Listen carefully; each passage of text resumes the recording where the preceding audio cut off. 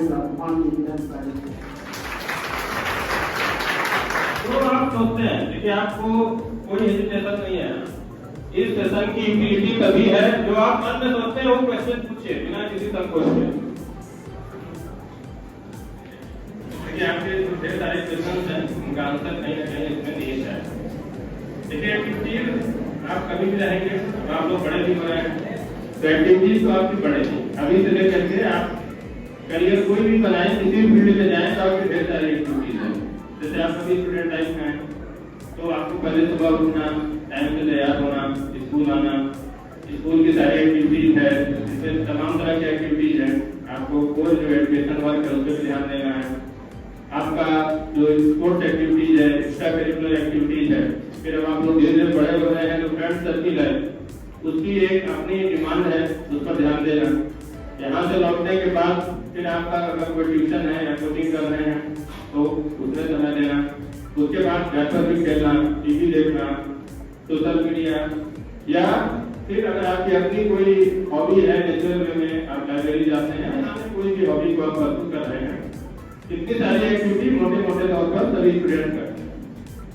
और जब तक आप स्टूडेंट लाइफ में रहेंगे रफली लगभग यही पैटर्न रहता है। थोड़ा बहुत प्रायोरिटी केवल चेंज होती है। जब आप बड़े होते जाते हैं तो एजुकेशन पर जो कोर एजुकेशन है उस पर आप ज्यादा फोकस करते हैं, बाकी चीजें धीरे धीरे कम होती जाती हैं। तो टाइम को आपको डिवाइड करना है। अब आपका स्कूल टाइमिंग फिक्स है, आपको मालूम है कितने से कितने बजे तक स्कूल में रहना ही है। स्कूल से जाने के बाद अगर आप ट्यूशन कर रहे हैं वो भी आपका टाइम फिक्स है। अब इसके बाद आपका रहता है सोशल मीडिया।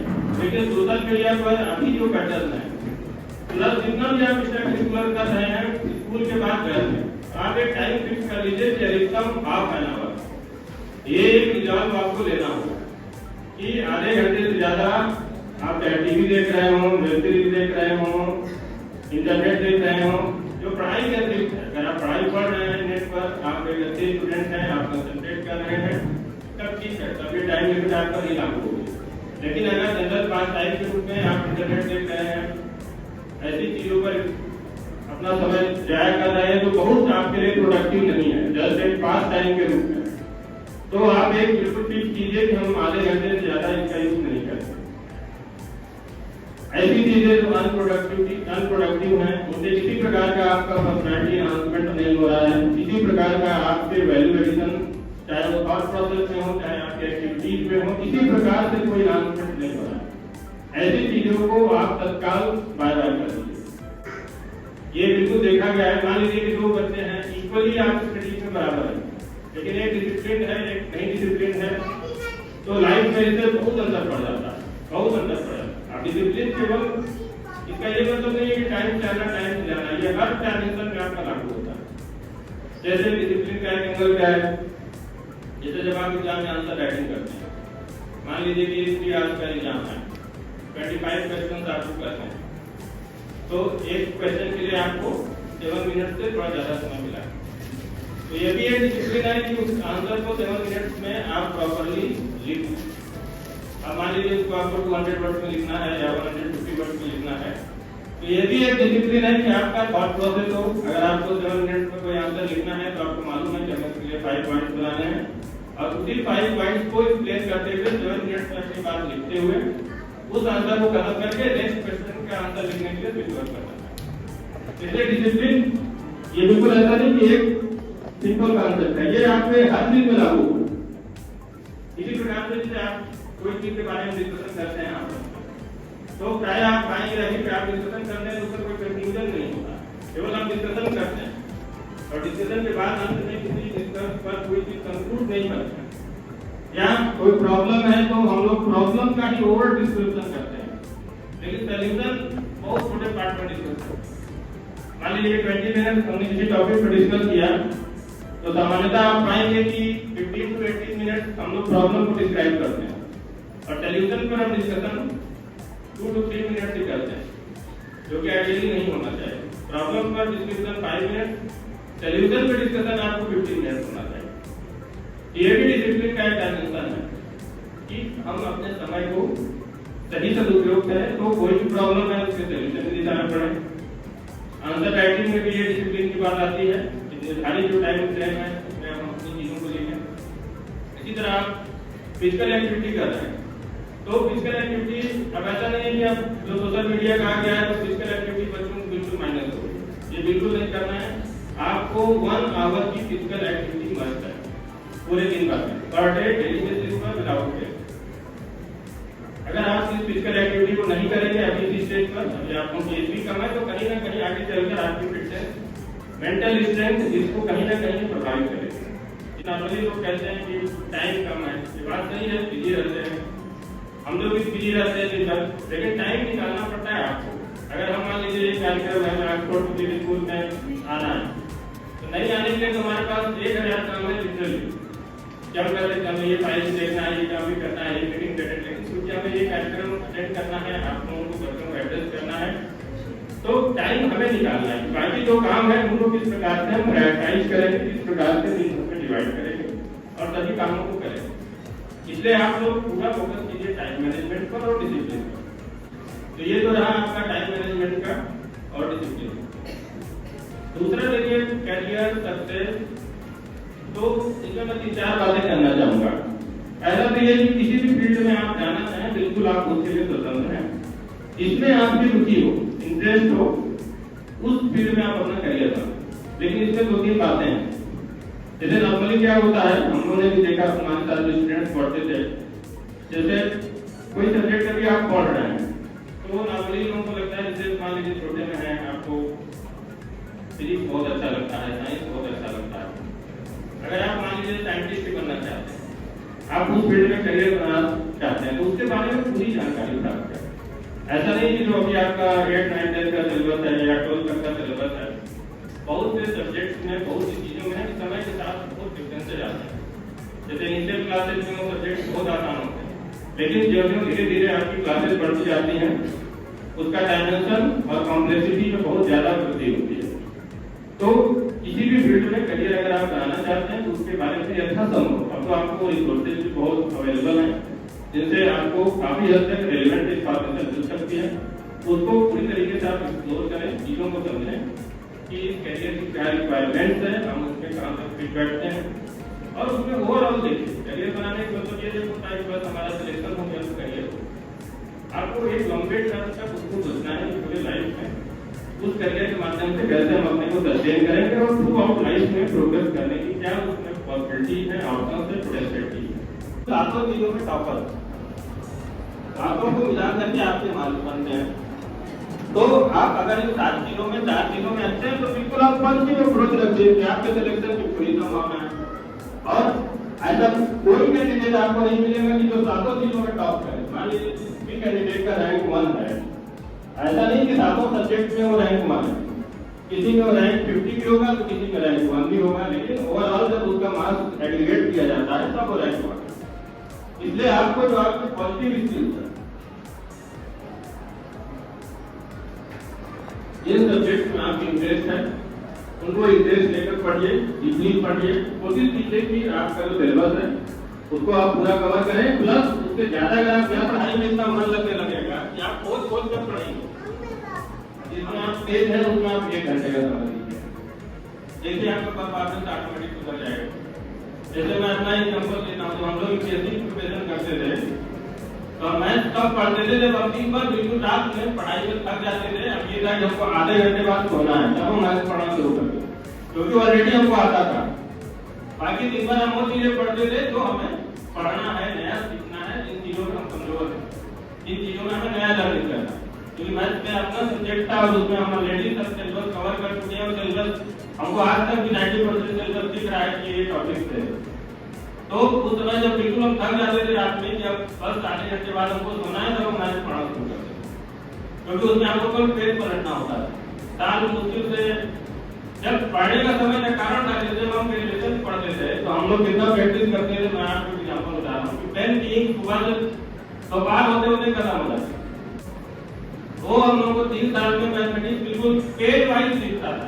इस पेज में ये कॉन्सेप्ट है, इस बुक में ये क्वेश्चन है। तो जब हमने यूपीएससी की तैयारी की तो हमें उसको पढ़ने के लिए कोई समय देने की आवश्यकता नहीं थी, जस्ट केवल बहुत बुक करें, हम लोग केवल बस पेज पर रखते थे। हम बता सकते थे कि फला बुक में इस पेज में मोटा मोटी ये चीज है, वो आपको वहां मिल जाए। तो ये होता है किसी भी सब्जेक्ट में आप मास्टरी कीजिए और ये पोटेंशियल सभी में आप हो। कोई स्टूडेंट मैथ्स में बहुत तेज होंगे, कोई इंग्लिश लिटरेचर बहुत अच्छा है, आप उसी में पूरा स्टडी कीजिए। आप अपना सिलेबस भूल जाइए, वो तो आप कवर कर ही लेंगे। कुछ लोगों को ऐसा लगता है कि बच्चे ने बहुत कम मेहनत की और बहुत अच्छा उनका रिजल्ट आया। ये हम लोगों ने फील किया हुआ है। हम लोग आईएएस ट्रेनिंग लेने मसूरी गए और दूसरे हैं कि सही में रात में पढ़ रहे हैं और हो सकता है कि पूरे 2 घंटे में उन्होंने उससे कम साल किया हो। तो कैपेबिलिटीज देखिए सबकी अलग अलग। वही मैंने कहा तो इसमें आपको दूसरे को नहीं देखना, आपको अपने हिसाब से प्लान बनाना। वो जो 1 घंटे हम पढ़ रहे थे उसके पीछे हमारे 3 साल की कड़ी मेहनत।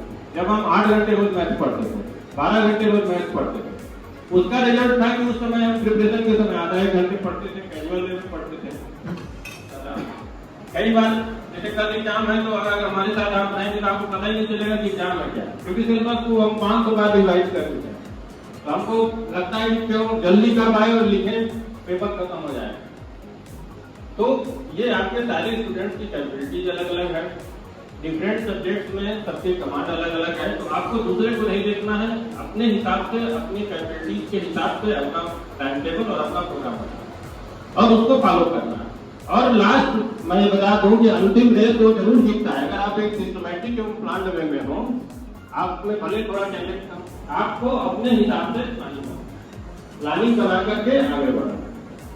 अब इस बच्चे ने बहुत अच्छा क्वेश्चन पूछा, फेल होने का डर, इसको बिल्कुल आप दिमाग से निकाल दीजिए। आपका नया सेशन आज से शुरू हो रहा है।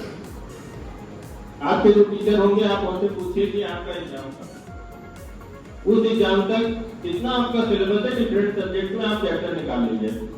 एग्जाम्पल के लिए मान लीजिए मैथ्स में का करते हैं और फिर जो है ये सिर्फ 30 दिन आपको लाना होगा। देखिए वो पेरेंट्स की पिटाई से, टीचर की डांट से, वो बस एक टूल्स है। अंतिम रूप से माइंड आपको मेकअप करना होगा कि हमें ये करना है। ये आपको अपना मन खड़ा करना होगा, रिजॉल्व करना होगा कि नहीं, हमने अगर डिसाइड किया है कि आज हमें आधे घंटे ये काम करना है तो ये आपको करना होगा।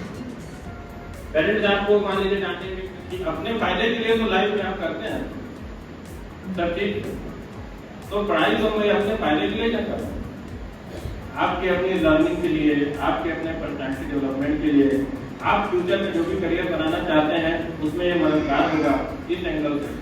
तो आप इस दृष्टिकोण से सोचिए कि जो हम पढ़ने के लिए बैठे हैं, अगर आप सोशल मीडिया में टाइम बर्बाद कर रहे हैं तो कहीं ना कहीं आप अपना लाइफ इंस्पायर कर रहे हैं, आपका जो प्रीशियस टाइम है आप उसको बर्बाद कर रहे हैं। तो इस चीज को आप बिल्कुल दिमाग में रखिए। कोई भी ऐसी डेविएशन की ड्यूटी आप कर रहे हैं अगर, तो आपका ही महत्वपूर्ण समय जाया हो रहा है, आपकी ही चीजें व्यर्थ हो रही है और गलत डायरेक्शन में भी लाई हो रही है। तो इसलिए आपको अपना एक रिजॉल्व बनाना होगा। बिल्कुल हमको गलत चीजों में जो चीजें यूजलेस हैं, कंप्लीटली अनप्रोडक्टिव हैं या काउंटर प्रोडक्टिव हैं, उन चीजों से बिल्कुल अपने आप को दूर करना है।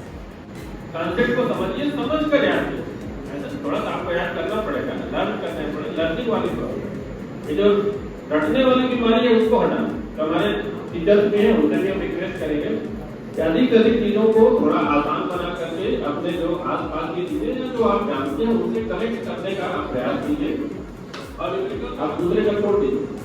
आप खुद बैठकर सोचिए कि जो फैसिलिटी, जो एनवायरमेंट आपको मिल रहा है, क्या वो 5% बच्चों को भी जिले में मिल रहा है? तो लेकिन ऐसा नहीं है कि वो 95% बेकार है। आगे चलकर उसमें से भी बहुत निकलेंगे और आपके बीच से भी निकलेंगे। तो आपको पॉजिटिव अप्रोच ये रखना है कि आपको तो बहुत ही अच्छा बेस लेवल बहुत अच्छा मिला।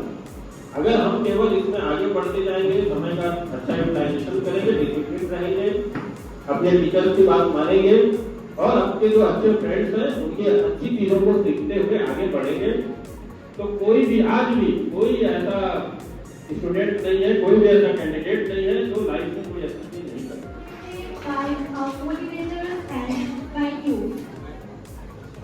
Thank you so much, sir, once again for enlightening us with your wonderful advice and wonderful suggestions. I hope students will abide by you. So, students, will you follow the advice and suggestions given by our dear sir? Yes. Good. And I'm really grateful to you, sir. Thank you once again. और after motivational session students ने कुछ real life models तैयार किए थे, तो उन्होंने elaborate किया DM sir को। Wow, this is a great scenario. DM sir is doing signature on our models. Hey audience, are you getting bored?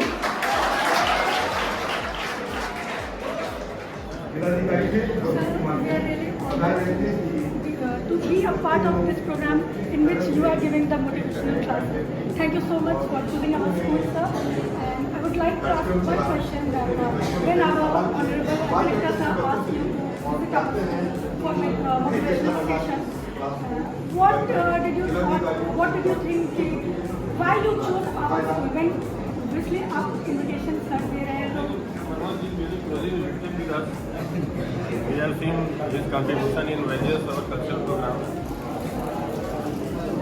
various government programs, cultural days. He is actively involved, and I have earlier come to this school. It is not new to me, and I am always interested in motivating the students. And when we are getting such kind of audience, all the students are very attentive and they have listened everything with full attention and full patience. You have not one thing. It was a very long session, more than 2 hours. During the entire session, they were fully concentrated and they were listening the things attentively and they were asking questions.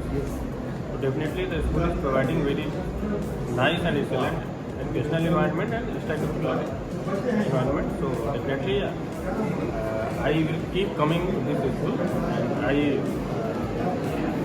my point of view is best. Thank you so much, sir. And I would like to say one more thing, that I really hope that one day I will be a mother of IAS officer. My paper just short. Thank you. So it was a great response from our DM sir and of course from the students also. And this time our honorable DM sir was leaving for some work, and after his departure there was an interview session given by our students and our honorable director sir to the इस तरह reporters. से motivate करें बच्चों को कि वो अपने जीवन में आगे बढ़ सके, चाहे वह यूपीएससी हो। सारी बात बताए बच्चों को, यूपीएससी के बारे में बताए, चाहे आईआईटीएम के बारे में बताए, चाहे मेडिकल की तैयारी के बारे में बताए। तो इससे बच्चों को जो है मोटिवेट कर करके बहुत इम्प्रूव हुआ है। और मैं चाहता हूँ कि अब यहाँ के जो बच्चे जम्मू ज़िले के बच्चे हैं या अगल बगल के ज़िले के बच्चे हैं जो कोटा जाते हैं या जो बाहर पढ़ने जाते हैं, उसकी कोई आवश्यकता नहीं है। मैं उस तरह का सारी व्यवस्था यहाँ देने जा रहा हूँ। आज जो है 9, 10, 11, 12 बंसल कोचिंग कोटा से यहाँ के टीचर आए हुए हैं और बच्चों को पढ़ा रहे हैं। अब ऑक्सफोर्ड पब्लिक स्कूल से मेरा मकसद है कि आईटीएन और मेडिकल की तैयारी हो और यहाँ से बच्चे बने और कंपटीशन में आगे बढ़े। उसी प्रकार डीएम साहब का जो मोटिवेशनल क्लास लेना था कि आईएएस कैसे बन सकते हैं, इसमें बच्चे पूछे कि कौन सा सब्जेक्ट लें, उन्होंने बताया और सारी चीज़ बताया। इससे हमारे बच्चों को काफ़ी बेनिफिट मिला है और भविष्य उसका उज्जवल होने का मुझे भी विश्वास हो रहा है। तो क्या सवाल आप उनसे किए मोटिवेशनल क्लास? हम उनसे काफ़ी सवाल किए और वो मेरे क्वेरीज का आंसर्स भी दिए। जैसे मैंने पूछा कि स्मार्ट वर्क कैसे करें, फिर सब्जेक्ट्स कौन सा चूज़ करें, तो फिर बहुत कुछ पूछा। मुझे बहुत डाउट्स थे कि हम अपने आंसर्स को प्रेजेंट कैसे करें। वो उन सब क्वेरीज को क्लियर किए और मेरे सारे डाउट्स को क्लियर किए। और ये सेशन मेरे लिए बहुत मोटिवेशनल था। मुझे अपने आप को सेल्फ मोटिवेटेड कैसे रखना है, क्लास में डिस्ट्रक्शन से कैसे बचना है, घर में फ़ोन्स में जैसे डिस्ट्रक्शन होते हैं, सोशल मीडिया में कैसे टाइम देना, स्टडीज़ में कैसे टाइम देना, ये सब की जानकारी मुझे आज मिली। और इसके लिए एक थैंक्स मैं अपने मैनेजमेंट को भी दूंगी, स्कूल मैनेजमेंट को, डायरेक्टर सर को, प्रिंसिपल सर को, कि वो सब यहाँ व्यवस्था किए ताकि मेरे डाउट्स क्लियर हो पाए, हमको अच्छी फैकल्टी मिल पाए। उसके लिए थैंक यू। हमें इतना अच्छा मौका मिला कि हमारी बात डीएम से हो चुकी मतलब हुई। तो मेरा सवाल सर से ये था कि सर जैसे बचपन से हमें टीचर से पूछते आते हैं, हमारे परिवार वाले हमसे पूछते हैं, हमारे आजू बाजू के दोस्त पूछते हैं कि तुम जीवन में करना क्या चाहते हो, तुम्हारा लक्ष्य क्या है, सफलता होने का कारण क्या है, मतलब तुम पाना क्या चाहते हो जीवन में, करना क्या चाहते हो। तो कुछ लोग तो अपने आप सफलता से खुश हैं, मतलब जो सफलता आप पाना चाहते हैं वो सफलता की है क्या, उसे पहचाने कैसे। तो सर ने हमें बहुत अच्छे तरीके से बताया कि आपको ना उस फील्ड की पूरी जानकारी पहले लेनी चाहिए।